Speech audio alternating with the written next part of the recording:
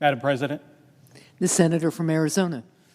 Madam President, as my colleague from Connecticut said, it's been nearly 100 days since my Republican colleagues walked away from a bipartisan border security agreement. That's nearly 100 days that my state of Arizona and other border states have had to live with the consequences of that failure. We could have been on our way to hiring more than 1,000 additional Border Patrol agents and paying them better. We could have new technology to detect fentanyl and more personnel to seize those drugs, keeping them from getting into our communities and killing people.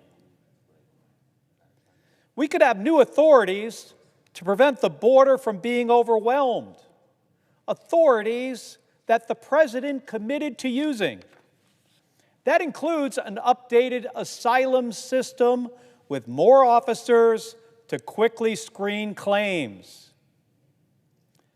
All of these things are things that my Republican colleagues have wanted for years. Arizona today has none of it. And Madam President, I think you know why. The federal government has failed Arizona on the border for decades. Sadly, it's almost expected at this point. But no past failure is as baffling and as cynical as this one. Because for once, we all agreed that the business as usual approach, it wasn't working. That our immigration process and infrastructure can't handle the new realities at the border.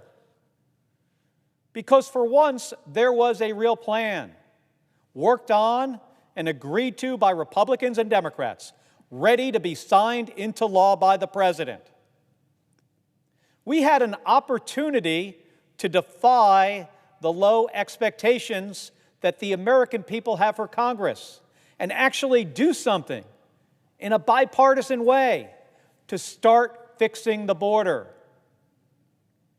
But that's not what happened. Senate Republicans walked away. Well, actually, they ran away from this agreement because too many politicians would just prefer to keep talking about a problem than actually solve it. This failure isn't theoretical in my state. Over the past 3 months, the Tucson sector has remained the busiest for illegal crossings in the country. Our communities and nonprofits have been stretched to the breaking point to prevent mass releases of migrants onto the streets. Border Patrol and local law enforcement, they're strained. So are ports of entry, where long wait times impact families and businesses. Did I mention that we could have had 1,000 more Border Patrol agents? 1,000. It's a difficult situation that would be more manageable if the Senate had done its job 3 months ago. That's not just me saying this. That's what you'll hear from anyone who lives or works on the border, including the Border Patrol Union. It's what I assume that my colleagues are hearing from mayors and law enforcement when they do their fact-finding missions, tours, and field hearings on the border. So, why don't we just listen to the folks that are most affected by the crisis at the border and actually do something about it? Let's pass this bipartisan border agreement. The only thing that's changed from 3 months ago is that we've wasted more time.